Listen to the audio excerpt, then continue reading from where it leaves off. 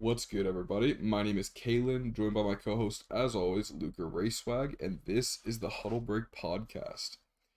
After about a week off, we are back, both quickly recovering. We have been pretty sick the last few weeks. How you feeling this week, Ray?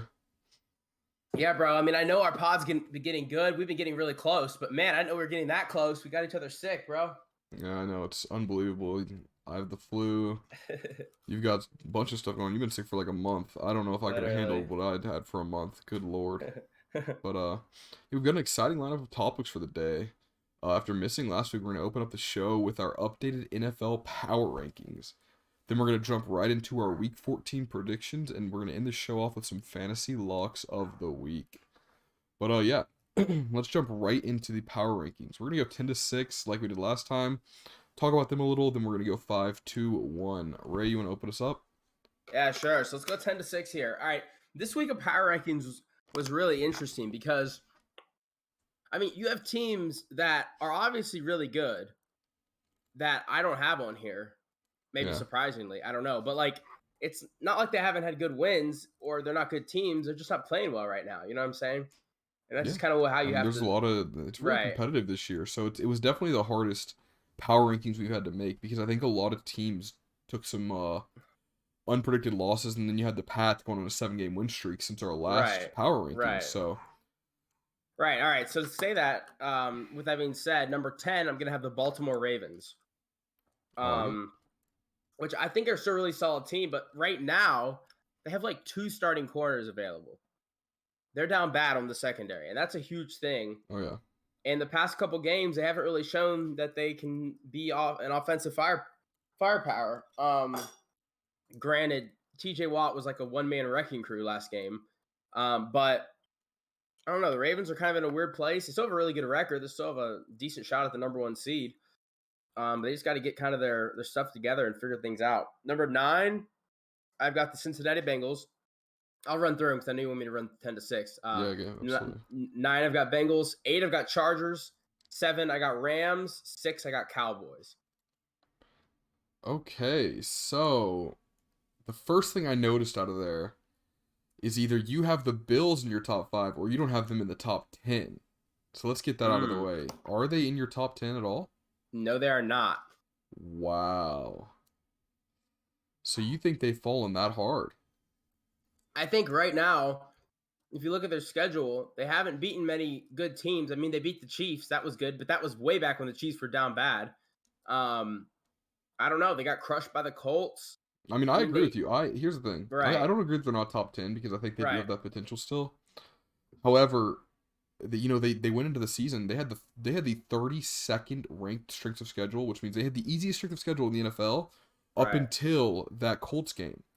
And then the rest of the season, they had the hardest strength of schedule. So, I mean, I talked about this a few weeks ago, and I kind of predicted this just because it was kind of obvious it was coming. You don't go from struggling against the easiest schedule in the NFL to playing the hardest, and you're gonna look good out of it. So right, I mean, they lost to the Jags, like. Yep, exactly. And before that, they were struggling against a bunch of teams. But yeah, man, that's interesting. So we had a pretty similar 10 to 6. Yeah, the only day we had it was pretty much the same. I'll just go through it. I had Bengals at 10. So you had them at 9, I had them at 10. I had Chargers at 9, you had them at 8. I had Bills at 8, Rams at 7, Cowboys at 6. Okay. So pretty close. Ravens and Bills are the difference with ours. Yeah, so it's kind of funny because we're pretty close and we haven't talked football together in almost 2 weeks. I know, I love that. Since Thanksgiving, right? I'm trying to think. Yeah. Since the Tuesday before Thanksgiving, so it's been well over 2 weeks. That's pretty interesting.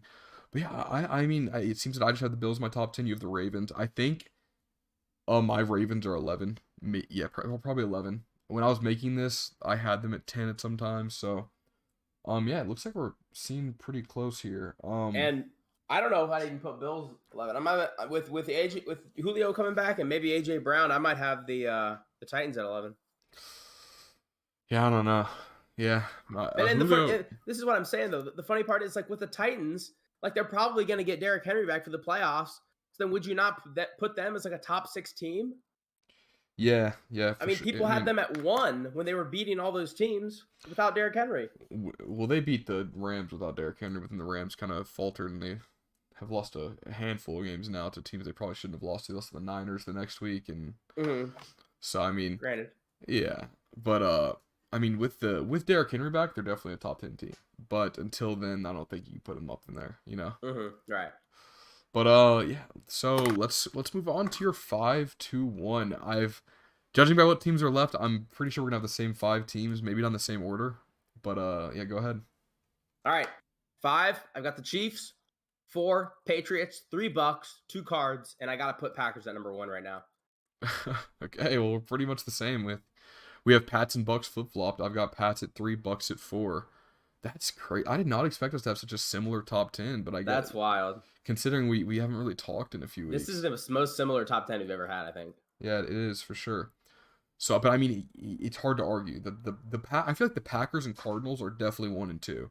You know, you can have them flip-flopped, whatever. I think this week will tell us a lot with how the Packers, with how the Packers play against the Bears, and how with possibly without Aaron Rodgers, and how the Cardinals play against the Rams. So, which that'll be a good game. I think it'll be close. Yeah, I'm excited to talk about that later. But yeah, well, there's not much to talk about. We don't disagree. I think it's a fair to. I think everyone's gonna have Pats in their top 5 for sure. You can't, I think all 5 of those teams are the top 5. I mean, the Chiefs' defense has been playing out of their minds. Insane. They're giving up no points. It's crazy how they go from a team that's losing because of their defense to a team that's only winning because of their defense. Well, and look, I mean, they had a lot of injuries. They really did, and they moved around some pieces. They got Sorensen playing in what I think is a more advantageous position, and I think he's looked better. Chris Jones is looking like a prime Aaron Donald. You know what I'm saying? So I wouldn't say prime Aaron Donald, but he's looking good. Man, he's looking insane though, bro. I don't know. Okay, but yeah, let's jump into our weekly predictions. We agree with this top 10. Very weird. But yeah, so we didn't do a pod last week. So let me scroll up in our predictions tab on Discord. So Thanksgiving week, you went 5-10. It was your worst week ever. And I went 10-5. You had a 5-game lead, which meant we were tied after Thanksgiving week at 113, 66-1. So then we go to last week.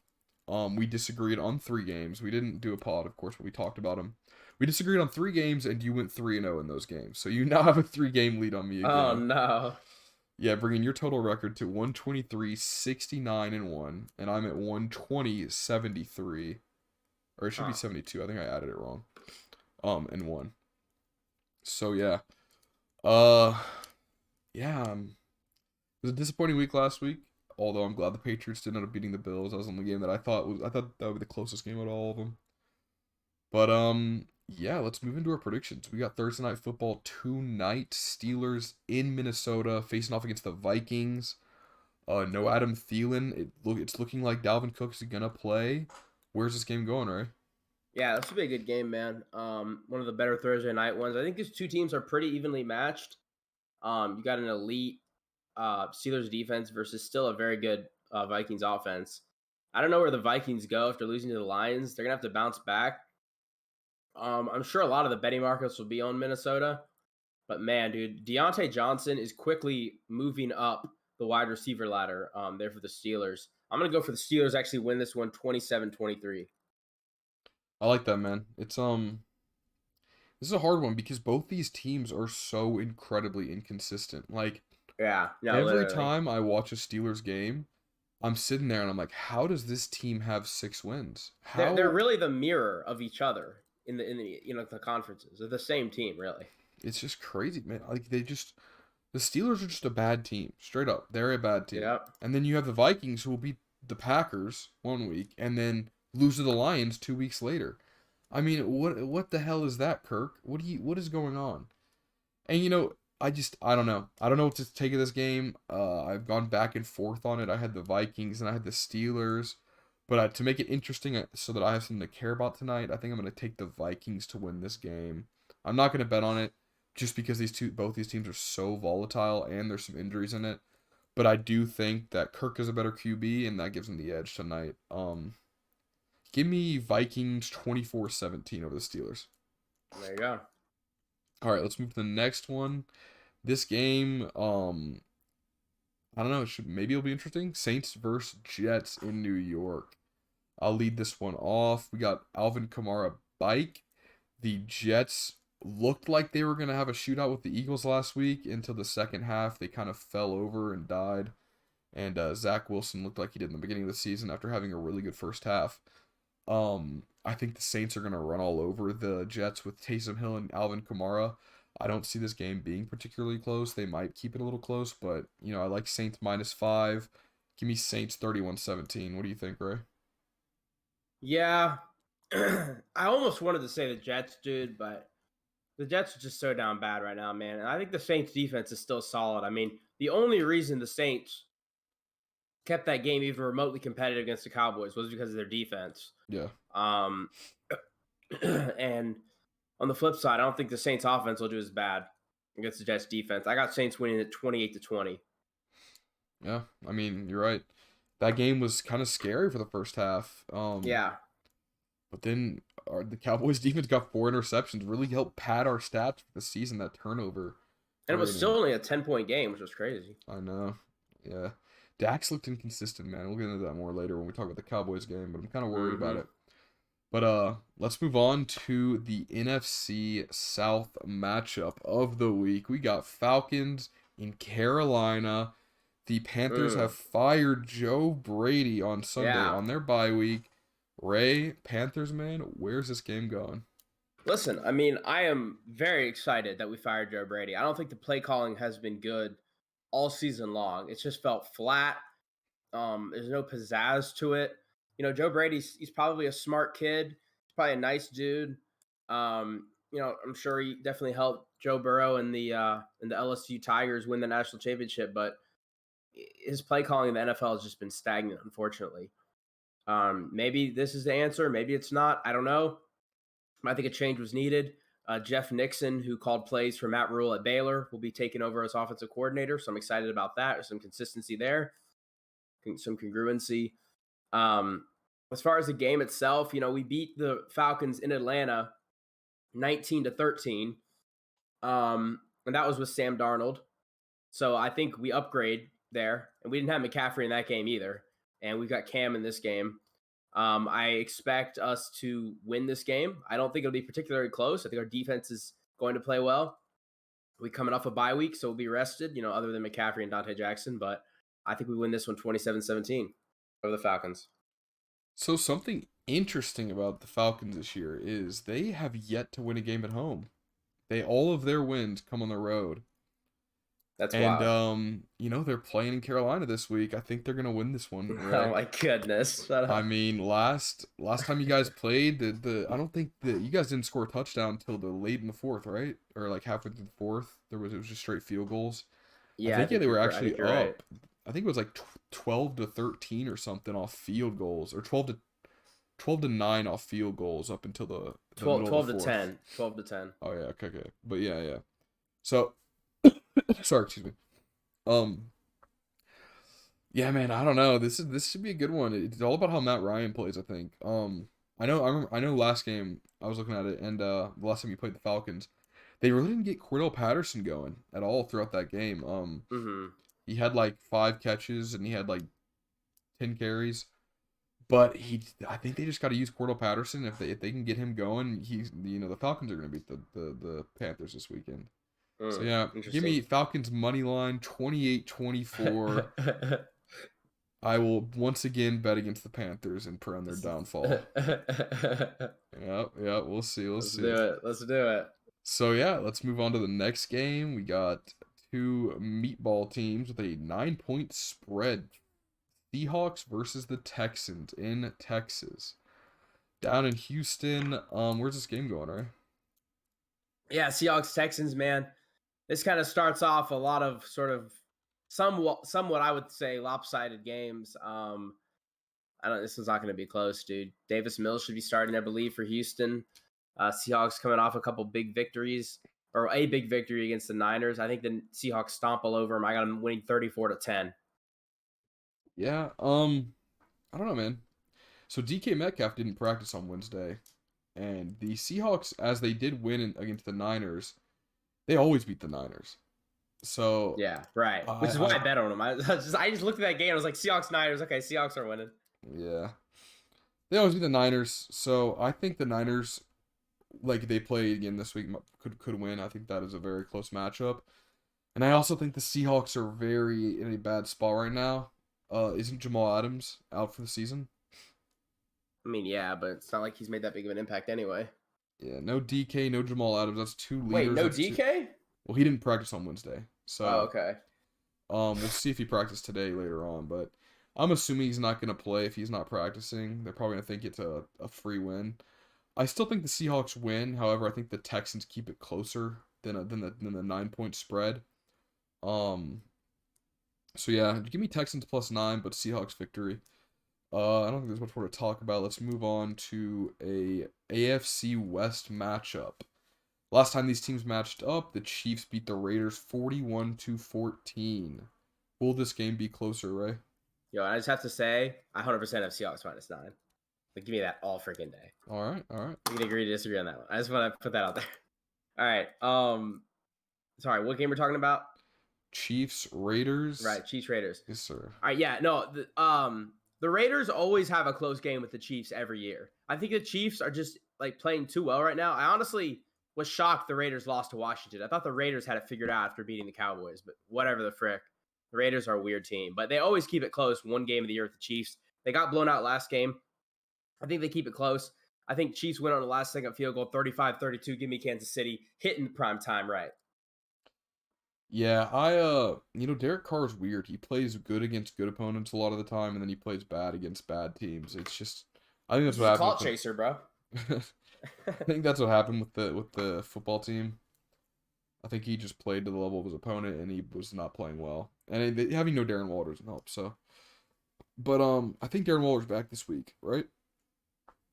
I thought it was questionable, but he might play. Let me check real quick. I think you're right. He might play. He has a Q tag, and he did not practice today, so maybe not. But regardless, I think the Chiefs win this one. I do like Raiders +10. I agree with you that they will keep it closer. The Chiefs really haven't blown anyone out since that win. I mean, they're winning by like 10, 20, or 15, but they're not winning like that. I think a +10 for a team like the Raiders who has 6 wins is a way too big of a spread. So, yeah, Raiders +10 all day. Let's move on though to the AFC North matchup of the week. We just saw it 2 weeks ago on Sunday Night Football, Ravens versus Browns. Where is this game going, Ray? Ravens-Browns should be good. I'm almost expecting a little bit of the same game, except maybe some more scoring. But I know everyone's freaking out about the Ravens' secondary issues, and obviously they are an issue. But I don't really expect them to be too scared of Baker, to be honest. And I don't know, man. I'm not going to pick the Browns over the Ravens. Like, I'm sorry. I'm just not, dude. The Ravens are just better this year, man. Like, they're a better team than the Browns. I'm not going to, like, just predict an upset when I don't think an upset's going to happen. So I got to pick the Ravens 28-24 over the Browns. Well, funnily enough, it's not even an upset. The Browns are favored. Oh, that's right. The Browns are favored. I was going to talk about that. Why on earth are they favored? Well, the Steelers did just beat the Ravens. I mean, okay, the Steelers are not a bad team. I don't care what anybody says. They're not bad. They have an elite defense, and they have great offensive weapons, and they're like average at quarterback. They just look bad every game. All right, but you got to think about it. The Ravens, they just barely squeaked by the Browns 2 weeks ago when they were incredibly injured. They just lost the Steelers. They beat the Bears by 3, and then the week before that, they got blown out by the Dolphins. Like, come on. Like, I mean, I think I'm smashing Ravens 2.5, bro. I don't care. I think they're overrated. I think the Ravens are incredibly overrated. I think the whole AFC North might be, honestly. I think the Bengals are good.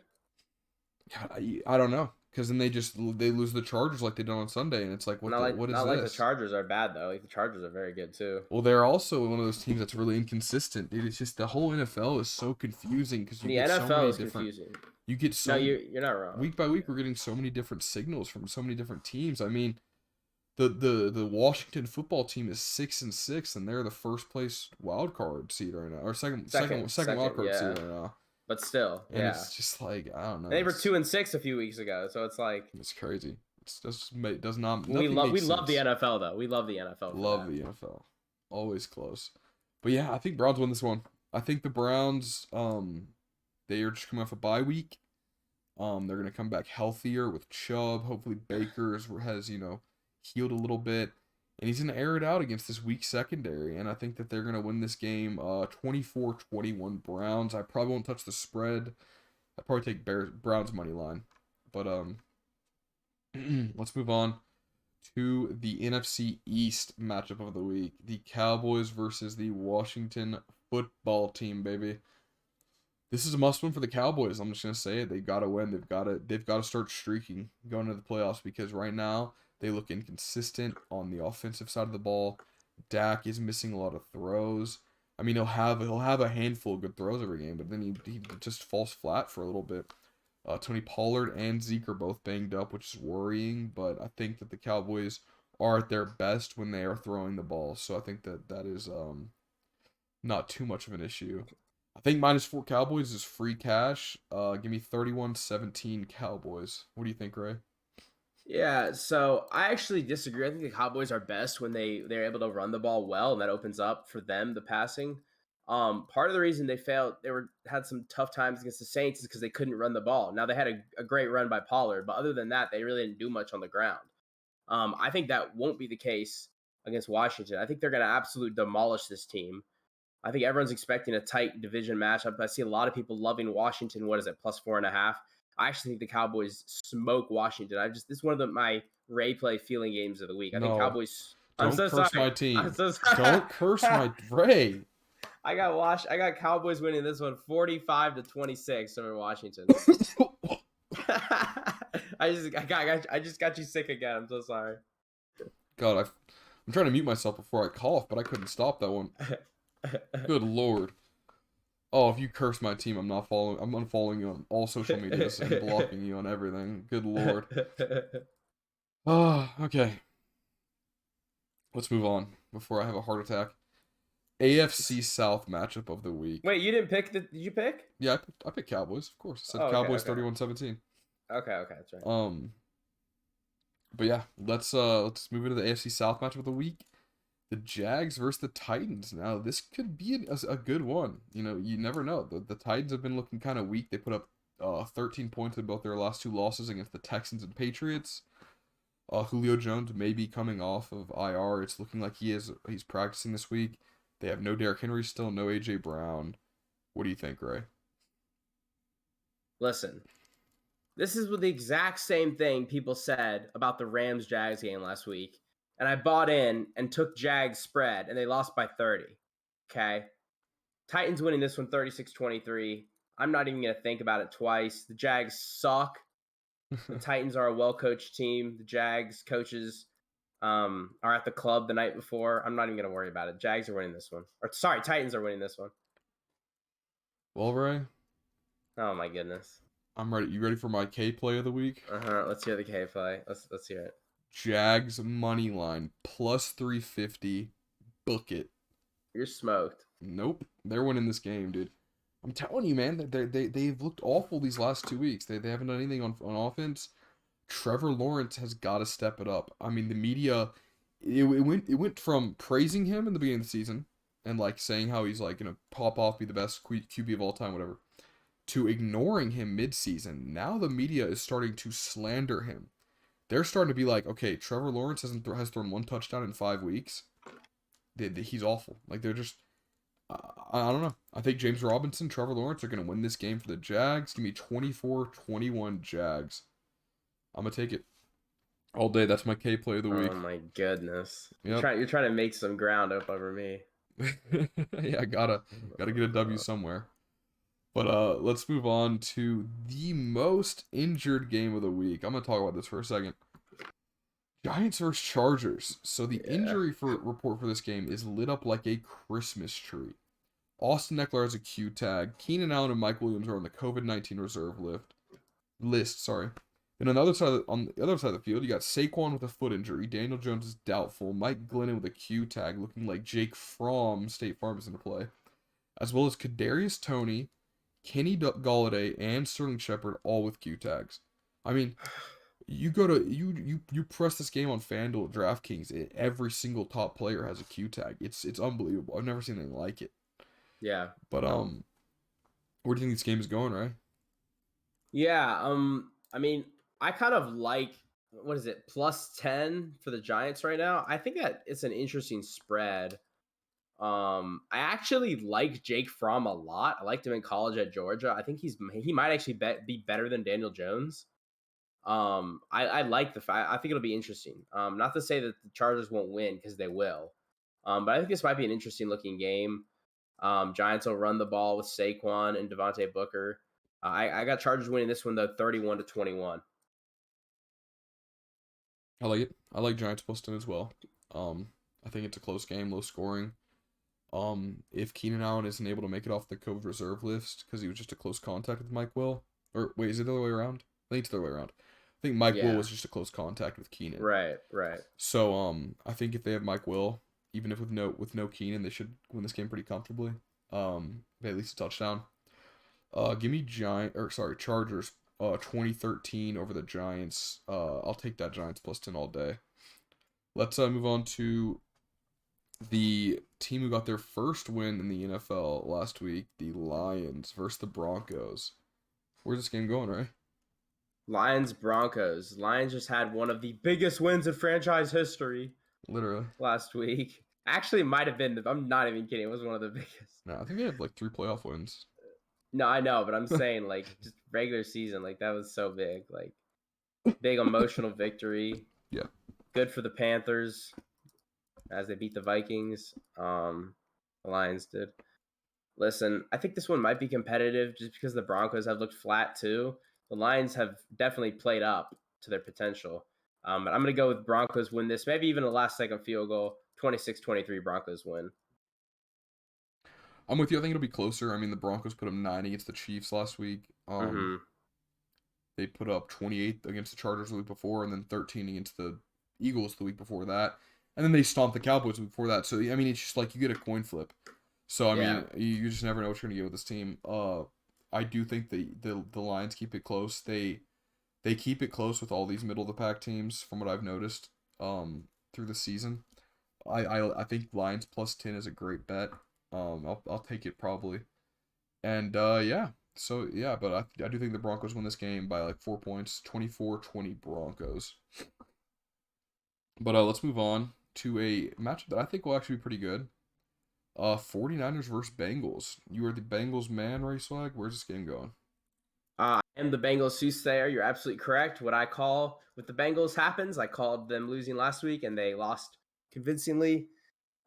This week at home, they are going to beat the Niners. That's my prediction. I think it'll be a good game. I think these are two right now. I think they're two pretty evenly matched teams.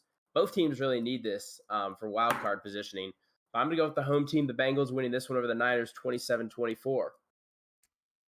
I have a question. Have you been paying attention to injury news on the Bengals? You know, I know Joe Burrow hurt his finger, but I don't care. I'm still going with my boy Joe. He did not okay. Both Joes, Joe Mixon and Joe Burrow, and T. Higgins, all did not practice on Wednesday. That's fine. I mean, I still think Joe Burrow plays. Interesting. Well, here's the thing. Without those 3 practicing, I mean, it's a pretty injury-riddled game. The Niners are missing almost all their running backs. I think they're going to be rolling with JaMychal Hasty this week as their running back 1. And no Deebo Samuel unless he plays. But he did not practice so far this week. It should be an interesting one. I think the Niners are trending upwards. And I think Joe Burrow being injured is gonna hold the Bengals back too far if he does play. There's no saying if Joe Mixon and T. Higgins will, but right now, all 3 of them did not practice yesterday, so I don't think all 3 of them are going to play, and I don't see them winning without all 3. Jeff Wilson also for the Niners looks like he'll play. Oh, really? Well, that's good. Mm-hmm. That's really good. He practiced yesterday. Well, that's good for the Niners then. Yeah, give me Niners 28-20. I like. And the actually, Niners. after hearing that, I think I'm even more convinced that the Bengals are going to win. Well, Let's go, baby. another game we disagree on. I like it. Yeah, I'll take Niners minus 1.5. They're definitely gonna win this one for me. Let's move on to one of the probably the second best or best matchup of the week. Bills at Bucks. On paper it should be good, but who knows? The way the Bills have been trending, I don't think it's gonna be very close. I think Bucks minus 3.5 is free money.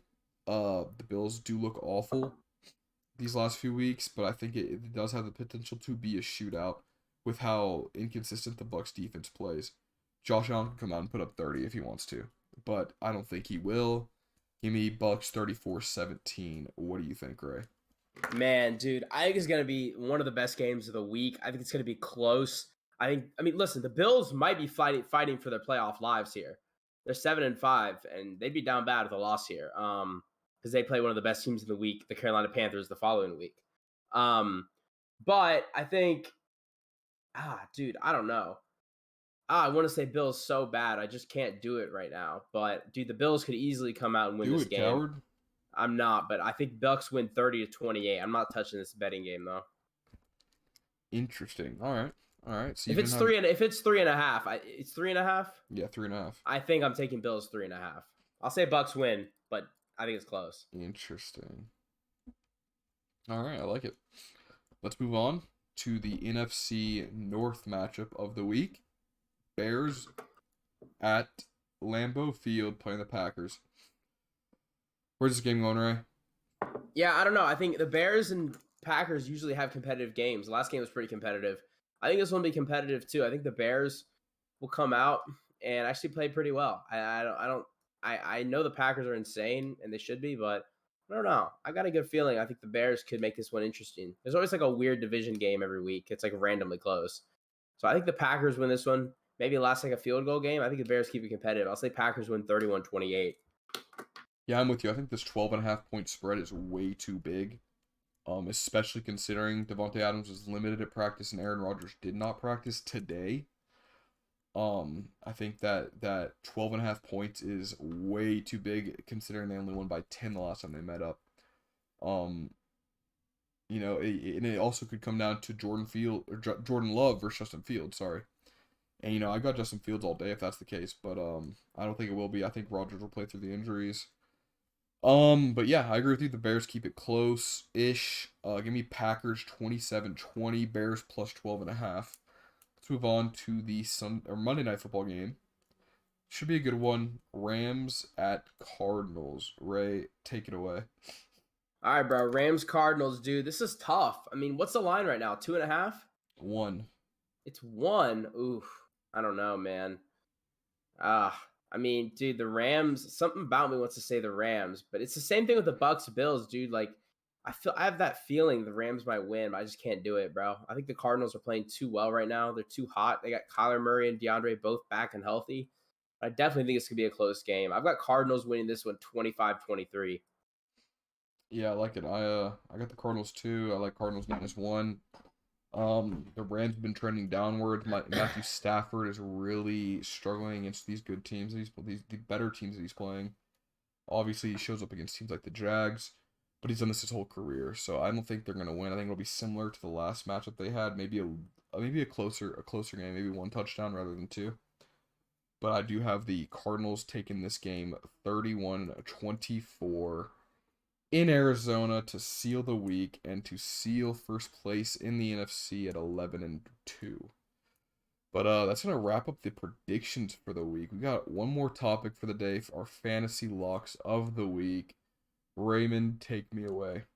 Let's do it. All right. So, in what I think will be a high-scoring game, I would like the over in this game, Cowboys versus Washington football team. I absolutely love Terry McLaurin this week. Didn't have too great a week last week, but it was kind of a weird, low-scoring game against the Raiders. And I think in a game that Washington sees as what for them could be a tipping point to win the division, I love Terry McLaurin. I think the Heineke-McLaurin matchup is really interesting, but I definitely think playing Terry McLaurin is intriguing. What's he on FanDuel right now? Let's see, I have it pulled up. FanDuel, he's at 7,100, which I think is a steal for him. I really like Terry McLaurin this week at home as well. Yeah, that's definitely a good price on FanDuel. He's 7K on DraftKings. So Okay. I did look at him, which is usually you want on FanDuel for the player to be about 1,000 more for it to be like equal between the sides. So I think that's a good play on FanDuel. But I don't, dude, FanDuel's so weird because you have to pick the player that gets touchdowns. You don't want to pick the player that just gets targets. So I hate FanDuel, man. Yeah, I like it. He should have a decent game, but sorry, excuse me. It wouldn't surprise me if the Cowboys do shut him down and that they don't score much this week. Um, let's move on though to my first lock of the week. Um, it's kind of depending on things. If Mike Will and Keenan Allen both remain on the COVID-19 list, even if just Keenan Allen does, I think he explodes this week. He's coming off a 4-catch, 90-yard, and a touchdown game against the Bengals. Jalen Guyton. He is 3.4K on DraftKings, which is dirt cheap, and he's near minimum on FanDuel as well at 5.2K. So, and if Keenan Allen's out, he could see 5+ targets, probably a touchdown. I think he's a steal this week. He's probably going to be the value play if Keenan Allen's out. But yeah, what do you think, Ray? I think it's an interesting matchup. I think that's a great call, and I wholeheartedly agree with you. Okay. Well, let's move into your second pick then. Who do you got? For my second pick, I've got George Kittle. You know, he's coming off an absolute 180-yard game, 2 touchdowns. I think that, yeah, I mean, I think he's going to go absolutely nuts. They're in another must-win game against the Bengals. The Bengals allowed a bunch of yards last week to the Chargers. So, excuse me. So I think George Kittle is an absolutely great play, and I'll be having him in my lineups. And he's also, let's see, 7,100, just like McLaurin. So I think, which Kelsey's the most expensive tight end for FanDuel, at least on the slate, which I kind of surprised. I thought it would be Kittle, but it's Kelsey. So I like getting Kittle. Yeah, I mean, it's kind of weird, man. Kittle, I played Brandon Ayuk and everything last week. I still cashed in on FanDuel and DraftKings, but why did they did nothing with him? And they probably could have won that game, but they genuinely didn't utilize Brandon Ayuk. Like, I don't know. Did you watch it at all, Ray? No, I watched the game a little bit.